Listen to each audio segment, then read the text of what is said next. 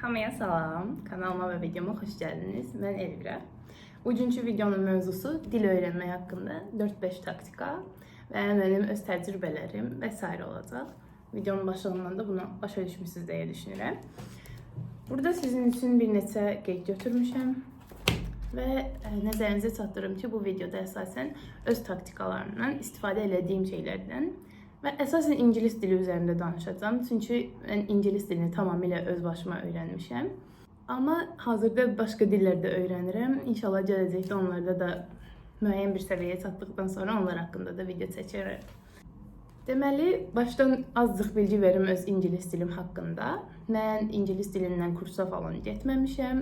11-ci sinifə qədər yalnız hazırlığa getmişəm. O da imtahan üçün əsasən qrammatika əsaslı. Sadəcə 10-cu sinifdə falan bu zamanlarda bir aylıq speaking kursuna yazılmışdım. O da daha sonra çox başlanğıc səviyyədə olan insan var idi o qrupda. Mən də tutuşa bilmirdim onlarla. Ona görə xoşum gəlmədi və kursu dayandırdım. Tamamilə özüm öyrənməyə başladım. Burada da istifadə etdiyim taktikalardan sizə bəhs eləyəcəm. Burada biraz sıralamanı səhv yazmışam. Ona görə danışmadan öncə fotokartlarım getdi.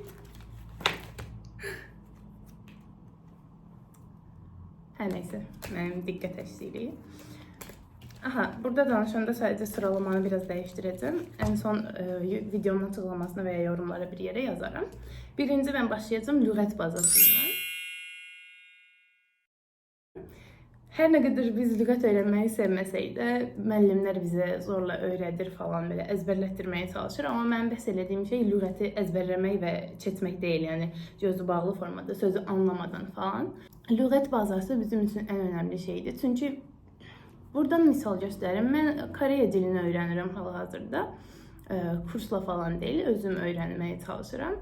Və lüğət bazasını artırdıqca fikir verirəm ki, və hər hansı video izləyəndə cümlələr çox qarmaşıq olsa belə, mən oradakı sözləri başa düşdüyüm zaman birləşdirib cümləni anlamağa çalışıram və daha asan olur mənim üçün anlamaq.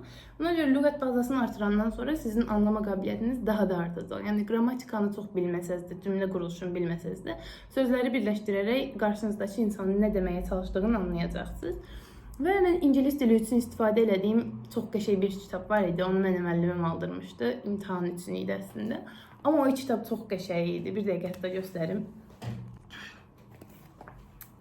Belə bir kitabdır. Bu 3-cü səviyyədir. Bunun deyəsən 6 dənə, aha burada var. Bunun 6 dənə fərqli kitabı var və 1-dən 6-cı səviyyəyə qədər bu dil səviyyələrinə uyğun bir şeydir. 1-ci səviyyə ən aşağıda, 6-cı səviyyədə ən yuxarıda kimi. Bu 3-cü səviyyədə təqribən B1 nöqtəsinə gəlib keçir. Və burada bu kitabı biz imtahan üçün işləyirdik, amma çox mükəmməl bir kitabdır. Məsələn, baxın. Burada belə sözlər var. Daha sonra sözlərin ingilis dilində verilmiş cümlələr ilə mənası və oxunuşları falan belə yazılıbdır burada. Diqqətlə baxa bilərsiniz. Sonra burada təqribi 3, 6, 9, 20, tam olaraq 20 dənə söz var. Sonra o sözlərə aid sonraki səhifədə 4 dənə çalışma var belə. Quiz falan, cümlələrdə yerinə qoyub işlətmək. Belə çox...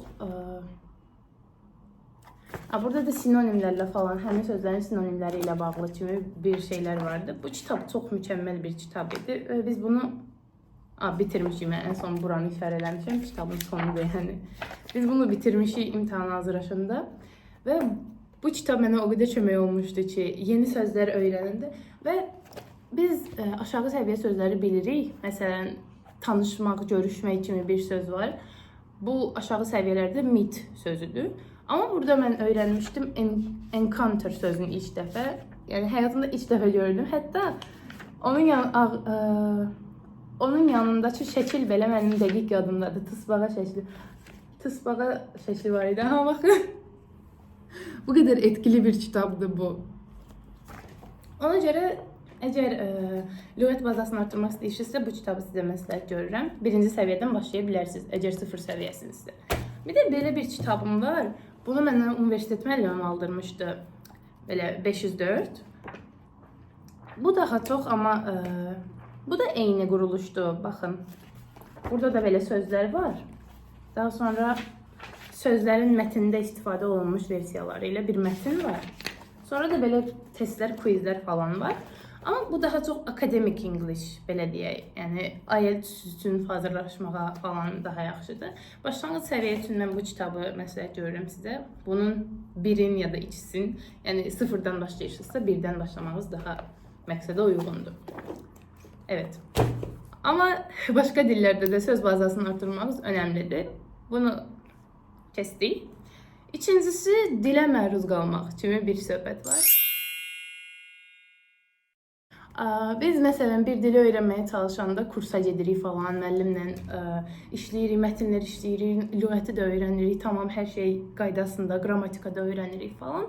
Amma biz bu dili işlətmədiyimiz üçün normal həyatımızda bu dildə danışa bilmirik. Çox insan belədir.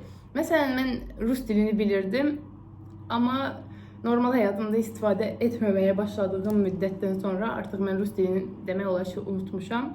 Başa düşürəm, amma artıq danışa bilmirəm. Söz bazım çox yerlərdədir və cümlə quruluşu, cümləni qura bilmirəm. Bəzi sözlər bilirəm, o da çox aşağı səviyyədədir.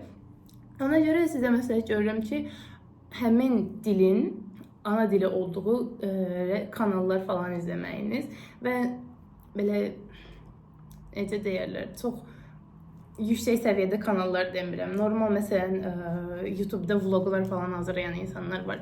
Yəni günlük sözlərin işlədildiyi videoları izləməyiniz daha məncə yaxşı olar. Çünki sizə yəni çox yüksək level sözlər lazım deyil normal günlük həyatınızda danışmaq istəyirsinizsə əgər. Bundan əlavə mən İtalyan dili bir ara öyrənirdim. Orada belə televizorda falan satış reklamları olan kanallar var idi. Mənə onu məsləhət görmüşdülər. Bir kanalda izləyirdim videonu. Onu izləyirdim. O da çox qəşəng idi. Çünki orada da yerli xalq tərəfindən istifadə olunan dil, belə aksentlər falan, fərqli söhbətlər var idi orada. Ona görə elə kanallarda məsləhət görürəm. Amma məncə YouTube-da yəni normal insanların danışığını dinləyərək başlaya bilərsiniz. Bunu da keçirəm. Sonra musiqi deyə ayrıca bir şey atmışam burada. Musiqi mənim ingilis dili öyrənməyimdə yəni ən böyük yeri tuturdu. Mən əvvəl 5-ci, 6-cı sinifə qədər ingilis dilim yaxşı deyildi. Hətta mən 4-cü sinifdə ingilis dili hazırlığına gedirdim falan. Sonra 5-6-cı siniflərdə mən ingilis dilində mahnılar dinləməyə başladım və o vaxt mahnı oxumağa da həvəsim var idi. İndi də var. Sadəcə o vaxt mahnını dinləyirdim, sonra mahnını orada oxunduğu kimi tələffüzlə falan oxumağa çalışırdım. Eyniləşdirməyə çalışırdım öz sözlərimi. Ona görə mənim ingilis dili aksentim daha çox American English tərəfdədir. Ona görə əgər bir dilin tələffüzünü onlara uyğun formada öyrənmək istəyirsinizsə, daha düzgün tələffüz eləmək istəyirsinizsə, diliniz daha yatqın olsun istəyirsinizsə, mən ən çox musiqi dinləməyi məsləhət görürəm. Musiqi dinləməyi və musiqini oxumağı yenidən məsləhət görürəm. Çünki diliniz alışır o sözlərə və bəzi musiqilərdə yəni ritm daha sürətli olduğu üçün daha tez-tez danışmağa alışırsınız siz. Bu da məncə böyük bir plusdur sizin dil öyrənməniz üçün. Dili öyrənəndən sonra da. Sonra bəzi kanallar və proqramlar qeyd eləmişəm bura. Mən ingilis dilini öyrənəndə əsas istifadə etdiyim 2 kanal var idi. Biri English with TV series deyə bir kanal idi. Çox mükəmməl bir şeydi. Çünki mən dizgi film falan izləməyi çox sevirdim. Əsasən də Disney dizgi filmlərini. Və orada həmin dizgi filmlərdən götürülmüş səhnələr, həmin səhnələrdəki sözləri parçalayırdılar. İdiomları, birləşmələri falan hamısını parçalayıb sonra onları izah verirdilər. Başqa dizilərdən götürülmüş həmin sözlərin olduğu hissələri falan göstərirdilər daha yaddaşa həkk olunsun deyə. Ən sonunda da videonun sonunda 15-20 saniyəlik bir quiz var idi. Orada bütün video boyunca bizə izah elədiyi hər şeyi yenidən bizdən tələb eləyirdi. Bu videolarından mən o qədər çox şey öyrənmişəm ki, indi ağlıma gəlmir, amma çox öyrənmişəm vaxtında. Bir də Lingua Marina kanalı var idi. Mən o kanalı illərdir izləmirəm. Hətta bəzən bildirim də gəlir abunə olmuşam deyə. O qız əslində rusdur, amma o da öz başına ingilis dili öyrənmiş biridir və hazırda Amerikada yaşayır deyəsən, Silicon Valley-də yaşayır. Və öz ingilis dili öyrənmə taktikalarına uyğun videolar hazırlayırdı. Mən vaxtında çox izləyirdim, çünki həm qız mənə səmimi gəlirdi, həm də Aksenti de biraz fərqli idi, xoşum gəlirdi qızdan. Ona görə onun videolarını izləyəndə çox əylənirdim. Bəzən də çox belə fərqli misallar göstərirdi, öz beynində qurduğu şeylərlə falan. Çox əyləncəli olurdu onun videolarını izləmək. Yəni onları istəyirsinizsə, ingilis dil öyrənmək istəyirsinizsə bu kanalları məsləhət görürəm. Başqa dillər üçün, məsələn, Koreya dili üçün mən podcast dinləyirəm çox vaxt. Choi Susu deyəsən, Choi Susu deyə bir kanal var. Onun podcastlərini dinləyirəm mən. Sonra İtalyan dili üçün Italy Made Easy deyə bir kanal var. Başqa ağlıma gəlmədi şu an. Ağlıma gəlsə başqa kanallar bir ara araşdırmışdım. Bir neçə dilə uyğun da başqa kanallar var idi. Onları da açıqlamada bir yerə yazaram. Bir də proqramlar. Mən çox proqram işlətmişəm indiyə qədər dil öyrənmək üçün. Yəni ingilis dilinə uyğun ağlınıza gələ biləcək hər proqramı yükləmişəm. Özüm orada hesabatım, sonra silmişəm. Amma ən çox sevdiyim proqramlardan biri mənim Busudur. Busu.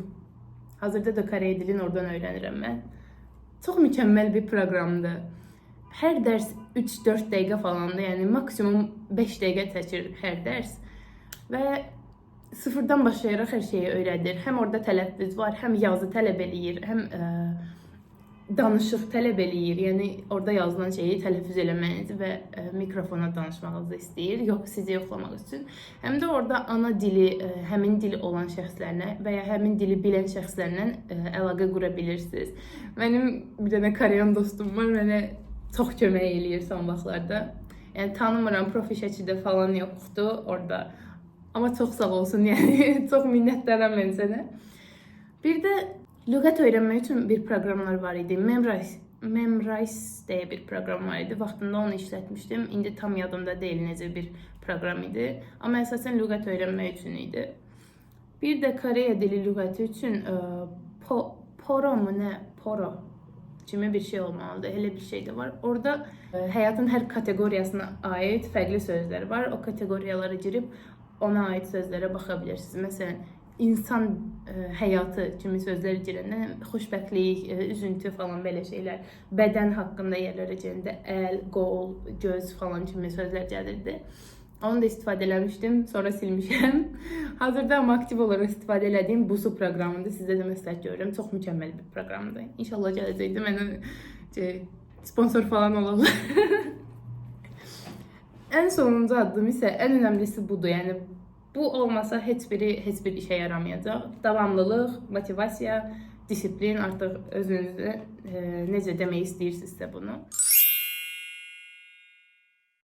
Motivasiya deməyi çox məsləhət görmürəm. Disiplin daha yaxşıdır. Bu addımların hamısını davamlı olaraq eləməsəz, bu bildilər sizin heç bir işinizə yaramayacaq. Yəni düşünün ki, mən 5-ci, 6-cı sinifdən dil öyrənməyə başlamışam və 10-11-ci siniflərdə falan belə fluent deyə danışmağa başlamışdım. Təqribən neçə il olur? 3-4 il. Yəni düşünün ki, 3-4 il mən eyni şeyləri təkrar eləmişəm. Bütün günü musiqi dinləyirdim, bütün günü videolar izləyirdim və artıq bir müddət sonra beynimiz də o dildə düşünməyə başlayır. Mən bəzən YouTube'a girəndə video atıram özümə, ingilis dilindədir məsələn video. Mr. Beast'in videolarında daha çox yaşayıram bu olay.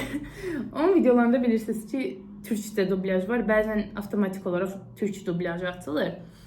Mən artıq ingilis dili dublyaj açılanda onu avtomatik olaraq tərcümə olunmuş versiyada eşidirəm. İngilis dili kimi gəlmir mənim qulağıma. Çünki artıq beynim ingilis dilində də düşünməyə alışqındır və sanki öz dilimdə danışırmış kimi hiss edirəm o videolarda. Çox mükəmməl bir hissdir. Ona görə sizə tövsiyə edirəm ki, bu saydığım addımları davamlı olaraq yerinə yetirəsiniz və inanın ki, yəni 100% garanti verirəm sizə, danışacaqsınız. Hətta mənə inanmayanlar varsa, mənim YouTube'dakı ən ilk videolarım, haradasa 5-6 videom var, ingilis dilindədir. Biraz cringe oldu. Amma yəni gedib o videolara baxa bilərsiniz. İngilis dilim yetəri səviyyədə var və bunları deyə biləcək qədər yaxşı olduğunu düşünürəm. Sizə məsləhət verə biləcək qədər yaxşı olduğumu düşünürəm. Yəni özüm istifadə eləmədiyim şeyləri, taktikaları falan heç nəyi sizə məsləhət görmərəm. Heç nə, bu günlük bu qədər. Çox sağ olun videonu izlədiyiniz üçün.